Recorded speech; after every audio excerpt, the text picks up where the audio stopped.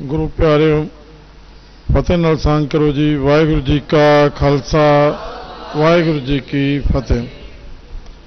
सब तो पहला मैं धन्नवादी हाँ डॉक्टर कवलजीत सिंह जी ते उन्हां दे नाल आई हुई सारी टीम दा, जिन्हां ने साडी बेनती नूं स्वीकार करके इस मिशनरी कीर्तन मुकाबला ते सीनियर सैकेंडरी कीर्तन मुकाबला जो निर्धारित रागां दे विच हुंदा है उस दी जजमेंट की सेवा प्रवान की।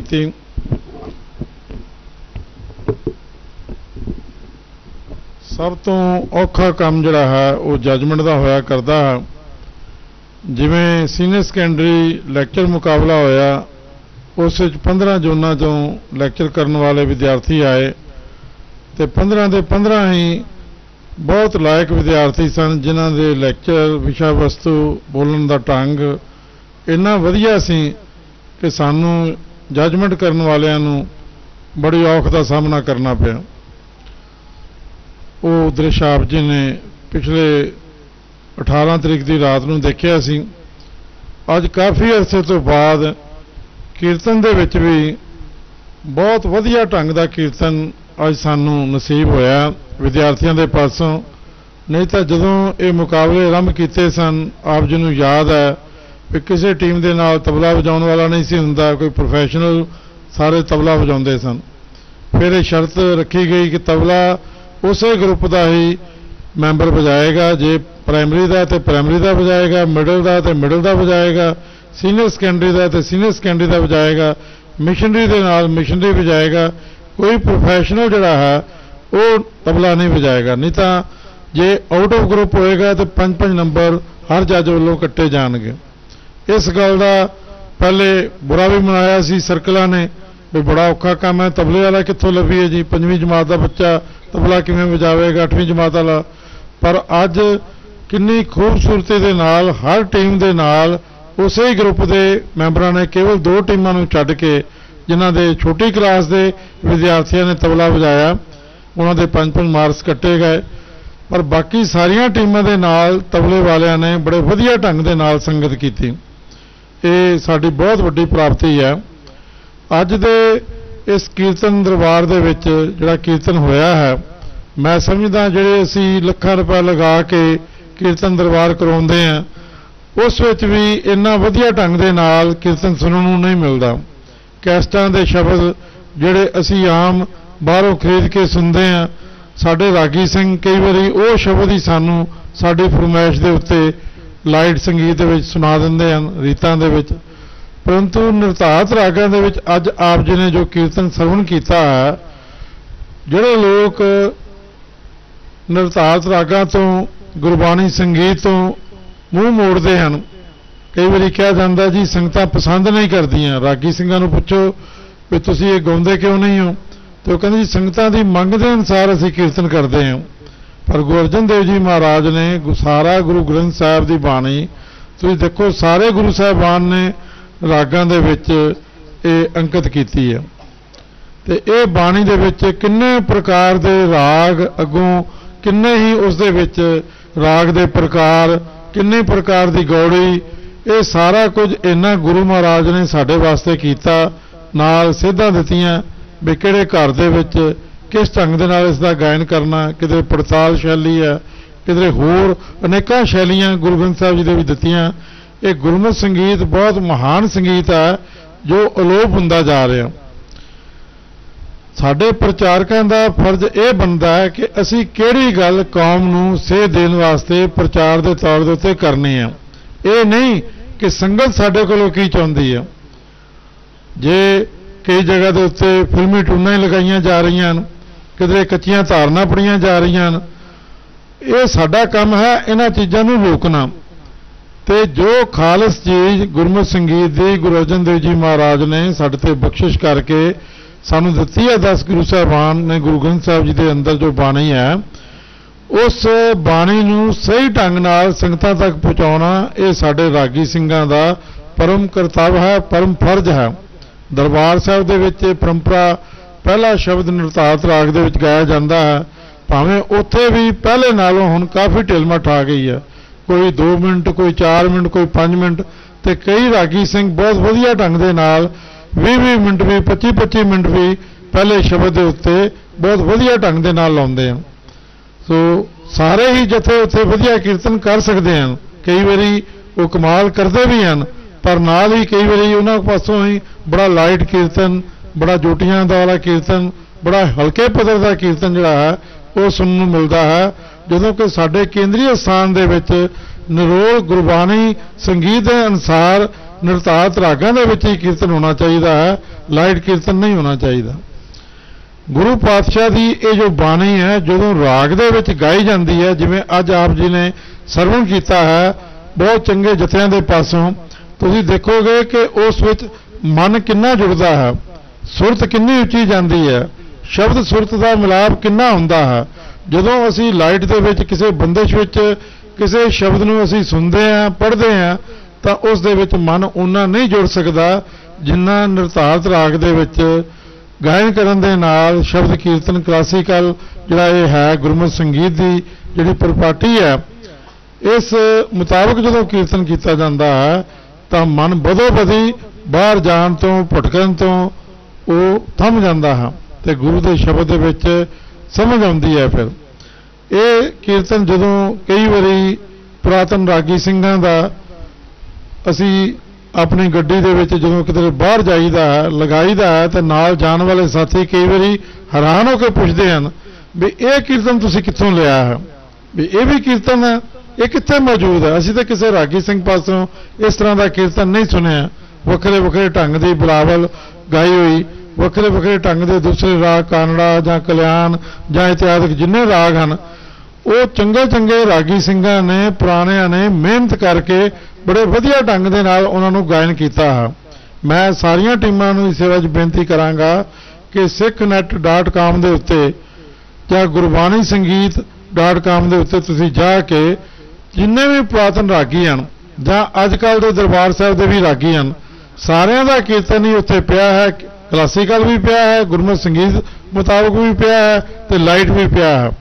ਤੁਸੀਂ ਉਸ ਕੀਰਤਨ ਨੂੰ ਡਾਊਨਲੋਡ ਕਰੋ ਤੇ ਉਸ ਨੂੰ ਸੁਣੋ, ਫਿਰ ਤੁਸੀਂ ਦੇਖੋਗੇ ਤੁਹਾਡੇ ਜਿਹੜੀ ਪਰਪੱਕਤਾ ਹੈ ਕੀਰਤਨ ਕਰਨ ਦੇ ਵਿੱਚ ਉਹ ਕਿੰਨੀ ਆਉਂਦੀ ਹੈ। ਕਿਉਂਕਿ ਜਦੋਂ ਕੀਰਤਨ ਸਿੱਖਣ ਦਾ ਸਭ ਤੋਂ ਵਧੀਆ ਢੰਗ ਇਹ ਹੈ ਕੀਰਤਨ ਨੂੰ ਸੁਣਨਾ। ਜਦੋਂ ਕੀਰਤਨ ਹੋ ਰਿਹਾ ਹੋਵੇ ਨਾਲ ਆਪਣੇ ਗਲੇ ਨੂੰ ਸੁਰ ਕਰਨਾ, ਉਸ ਮੁਤਾਬਕ ਨਾਲ ਬੋਲਣਾ। ਜਦੋਂ ਬੋਲਣ ਦਾ ਅਭਿਆਸ ਹੋ ਜਾਂਦਾ ਹੈ ਤਾਂ ਇੰਸਟਰੂਮੈਂਟ ਆਪਣੇ ਆਪ ਹੀ ਰਾਹ ਦਿੰਦੇ ਹਨ। ਇੰਸਟਰੂਮੈਂਟ ਦੇ ਮਗਰ ਲੱਗ ਕੇ ਗਲੇ ਨੂੰ ਨਹੀਂ ਚਲਾਉਣਾ ਹੁੰਦਾ। ਗਲੇ ਦੇ ਨਾਲ ਜਦੋਂ ਸੁਰ ਹੋ ਜਾਂਦਾ ਹੈ, ਗਲਾ ਮਾਂਜਿਆ ਜਾਂਦਾ ਹੈ ਸੁਣ ਕੇ, ਤੇ ਫਿਰ ਇੰਸਟਰੂਮੈਂਟ ਵਜਾਉਣਾ ਇਹ ਕੋਈ ਔਖਾ ਕੰਮ ਨਹੀਂ ਹੋ ਜਾਂਦਾ। ਸੋ ਇਸ ਵਾਸਤੇ ਇਹ ਜਿਹੜੀ ਚੀਜ਼ ਹੈ ਅਸੀਂ ਜਿਹੜੀ ਇਹ ਨਵੀਂ ਕਾਢ ਹੈ ਇੰਟਰਨੈਟ ਦੀ, ਇੱਥੇ ਬਹੁਤ ਵਧੀਆ ਵਧੀਆ ਕੀਰਤਨ ਚੰਗੇ ਚੰਗੇ ਰਾਗੀਆਂ ਦਾ ਭਾਈ ਸਾਹਿਬ ਭਾਈ ਗੁਰਚਰਨ ਸਿੰਘ ਜੀ, ਅਵਤਾਰ ਸਿੰਘ ਜੀ ਦਿੱਲੀ ਵਾਲੇ, ਭਾਈ ਬਲਬੀਰ ਸਿੰਘ ਜੀ ਰਾਗੀ, ਭਾਈ ਹਰੀ ਸਿੰਘ ਜੀ ਰਾਗੀ, ਭਾਈ ਬਖਸ਼ੀਸ਼ ਸਿੰਘ ਜੀ ਰਾਗੀ, ਕਿਹੜੇ ਰਾਗੀ ਸਿੰਘ ਦਾ ਨਾਮ ਲਈਏ, ਜਿੰਨੇ ਵੀ ਰਾਗੀ ਹਨ ਵਧੀਆ ਸਾਰੇ, ਪਰ ਡਾਕਟਰ ਗੁਰਨਾਮ ਸਿੰਘ ਜੀ ਪੰਜਾਬੀ ਯੂਨੀਵਰਸਿਟੀ ਵਾਲੇ, ਹਰ ਇੱਕ ਦੇ ਜਿਹੜੇ ਰਾਗ ਵਿੱਚ ਜਿਨ੍ਹਾਂ ਨੇ ਕੰਮ ਕੀਤਾ ਕੀਰਤਨ ਕੀਤਾ ਉਹ ਬਹੁਤ ਵਧੀਆ ਕੀਰਤਨ ਪੁਰਾਤਨ ਤੋਂ ਪੁਰਾਤਨ ਅਸਦੀ ਵਾਰ ਭਾਈ ਹੀਰਾ ਸਿੰਘ ਰਾਗੀ ਜੀ ਦੀ, ਭਾਈ ਜਵਾਲਾ ਸਿੰਘ ਜੀ ਦੀ ਵੀ, ਭਾਈ ਭਾਗ ਸਿੰਘਾਂ ਦੀ ਜਿਹੜੀ ਉਪਲਬਧ ਵੀ ਨਹੀਂ ਹੈ, ਭਾਈ ਸਮੁੰਦ ਸਿੰਘ ਰਾਗੀ ਜੀ ਦਾ ਸਾਰਾ ਕੀਰਤਨ ਇਹਨਾਂ ਸਾਈਟਸ ਦੇ ਉੱਤੇ ਪਿਆ ਹੈ। ਇਸ ਖਜ਼ਾਨੇ ਨੂੰ ਆਪਾਂ ਨੂੰ ਸੰਭਾਲਣ ਦੀ ਲੋੜ ਹੈ, ਪ੍ਰਚਾਰਨ ਦੀ ਲੋੜ ਹੈ। ਨਹੀਂ ਤਾਂ ਜਿਸ ਢੰਗ ਦੇ ਨਾਲ ਹੁਣ ਕੀਰਤਨ ਲੋਕਾਂ ਤੱਕ ਪਹੁੰਚ ਰਿਹਾ ਕੈਸਟਾਂ ਦੇ ਵਿੱਚ, ਡਰ ਭਾਸ਼ਦਾ ਹੈ ਕਿ ਇਹ ਜਿਹੜੀ ਇੰਨਾ ਅਮੋਲਕ ਖਜ਼ਾਨਾ ਗੁਰੂ ਪਾਤਸ਼ਾਹ ਨੇ ਸਾਨੂੰ ਦਿੱਤਾ ਹੈ ਇਹ ਕਿਧਰੇ ਅਲੋਪ ਹੀ ਨਾ ਹੋ ਜਾਵੇ। ਇਸ ਵਾਸਤੇ ਇਹ ਯਤਨ ਕੀਤਾ ਸਿੱਖ ਮਿਸ਼ਨਰੀ ਕਾਲਜ ਨੇ ਕਿ ਜਿਵੇਂ ਕਈ ਹੋਰ ਟਕਸਾਲਾਂ ਬਾਬਾ ਸੁੱਚਾ ਸਿੰਘ ਜੀ ਜੋਧੀ ਕਲਾਂ ਵਾਲੇ ਉਹਨਾਂ ਨੇ ਵੀ ਇਸ ਪਾਸੇ ਬੜਾ ਵੱਡਾ ਯੋਗਦਾਨ ਪਾਇਆ ਹੈ, ਹੋਰ ਬਹੁਤ ਸੰਸਥਾਵਾਂ ਇਸ ਪਾਸੇ ਯੋਗਦਾਨ ਪਾ ਰਹੀਆਂ ਹਨ ਤੇ ਇਸ ਢੰਗ ਨਾਲ ਸਿੱਖ ਮਿਸ਼ਨਰੀ ਕਾਲਜ ਵੱਲੋਂ ਵੀ ਇਹ ਯੋਗਦਾਨ ਪਾਇਆ ਜਾ ਰਿਹਾ ਹੈ ਕਿ ਨਿਰਧਾਰਤ ਰਾਗਾਂ ਦੇ ਵਿੱਚ ਗੁਰਬਾਣੀ ਸੰਗੀਤ ਦੀ ਜਿਹੜੀ ਪ੍ਰਣਾਲੀ ਹੈ ਇਸ ਨੂੰ ਜੀਵਤ ਰੱਖਿਆ ਜਾਏ, ਲੋਕਾਂ ਵਿੱਚ ਇੰਟਰਸਟ ਪੈਦਾ ਕੀਤਾ ਜਾਏ। ਸਾਨੂੰ ਇਹੋ ਜਿਹੇ ਕੀਰਤਨ ਦੀਆਂ ਸੀਡੀਆਂ ਬਣਾ ਕੇ ਫ੍ਰੀ ਲੋਕਾਂ ਤੱਕ ਪਹੁੰਚਾਉਣੀਆਂ ਚਾਹੀਦੀਆਂ ਹਨ। ਜਿੰਨੀਆਂ ਅਸੀਂ ਸੀਡੀਆਂ ਅੱਗੇ ਦੀ ਅੱਗੇ ਭੇਜਾਂਗੇ ਲੋਕ ਇਹਨਾਂ ਨੂੰ ਸੁਣਨਗੇ। ਇਹ ਇੱਕ ਭੁਲੇਖਾ ਹੈ ਪ੍ਰਚਾਰਿਆ ਜਾ ਰਿਹਾ ਜਾਂ ਲੋਕਾਂ 'ਚ ਪਾਇਆ ਜਾ ਰਿਹਾ कि क्लासीकल कीर्तन नूं लोग सुनने वास्ते तैयार नहीं हैं। हुण आपां लोकां नूं चाट खुआई जाइए, गोलगप्पे खुआई जाइए जां जंक फूड खुआई जाइए तो उस दे नाल साडा सेहत भी, साडा लहू भी, साडा भोजन ही शुद्ध नहीं है, पूरे गुणां वाला नहीं है, संतुलित नहीं है, तो फिर चंगी सेहत साडी नहीं बन सकती।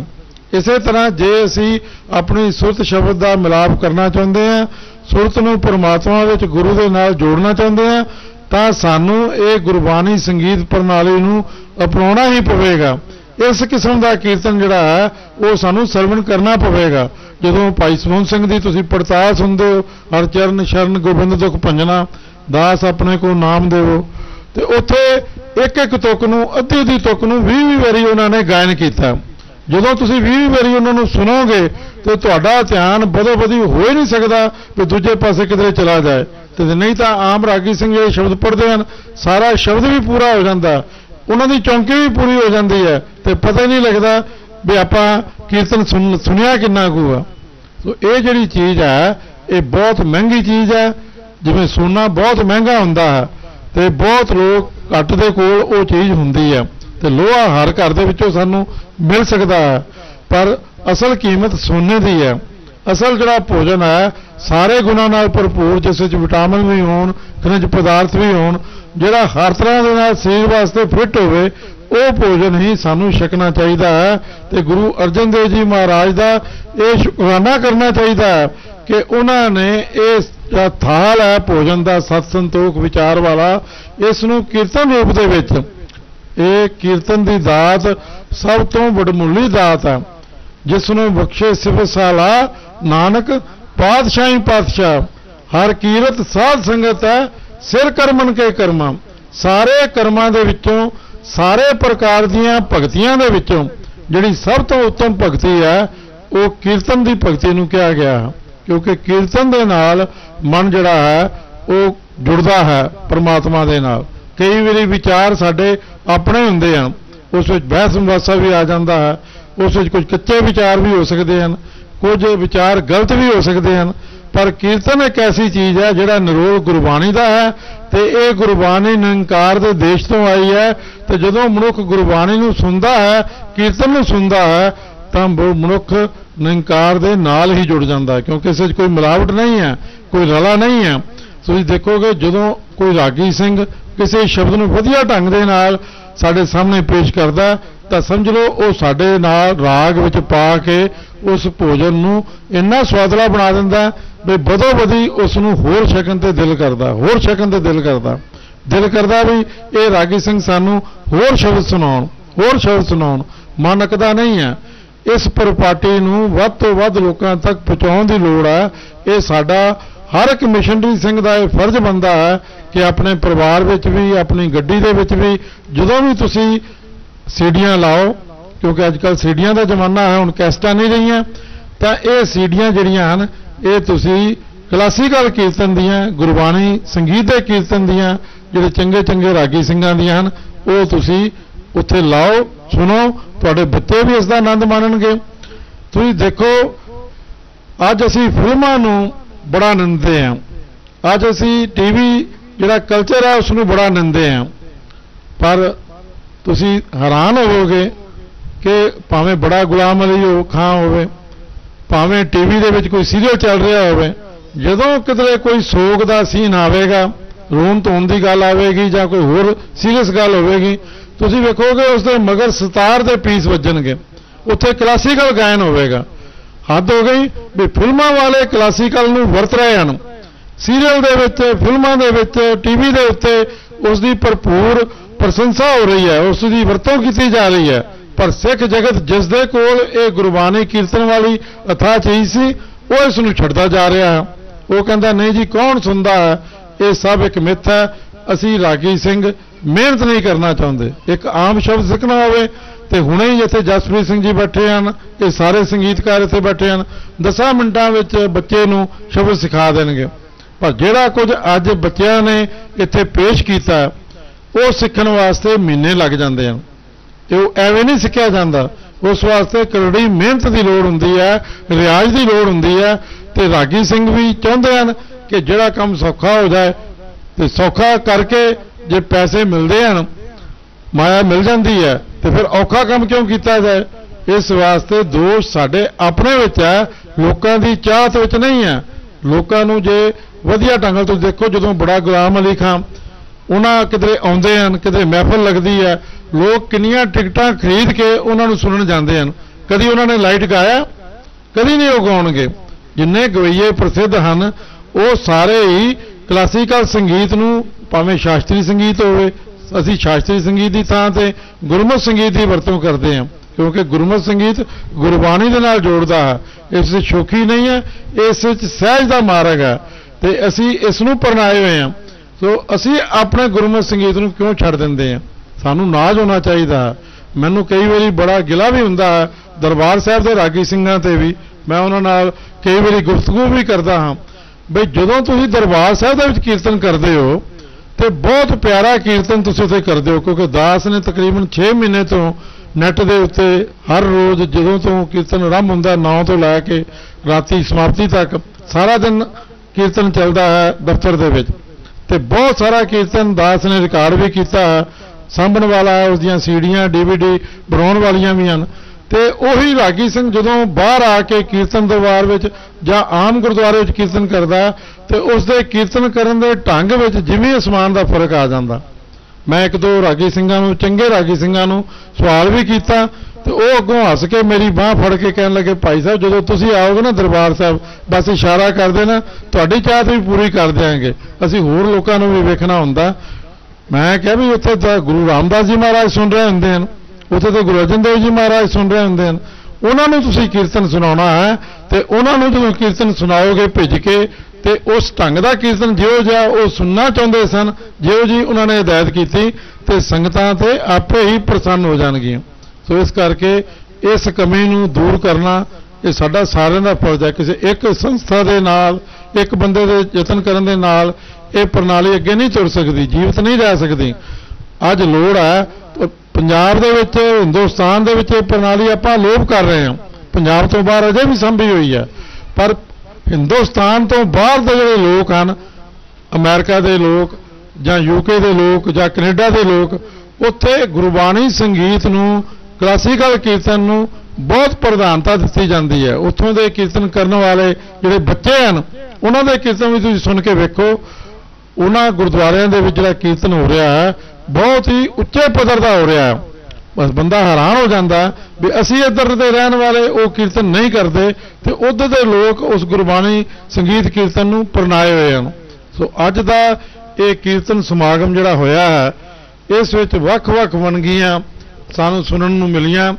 कुछ जथियां ने बहुत चंगे ढंग दे नाल, जिवें चंगे मांझे हुए चंगी सिखलाई वाले रागी सिंह हुंदे हन, उस तरह का कीर्तन उन्होंने पेश किया। वो चौंकी उन्होंने लाई, जिवें दरबार साहब कदी कदाई किसी रागी सिंह पासों इस ढंग का कीर्तन सुनने को मिलता। अज वो जत्थियां की झलक भी 2-4 विच ऐसे सन वो पई है।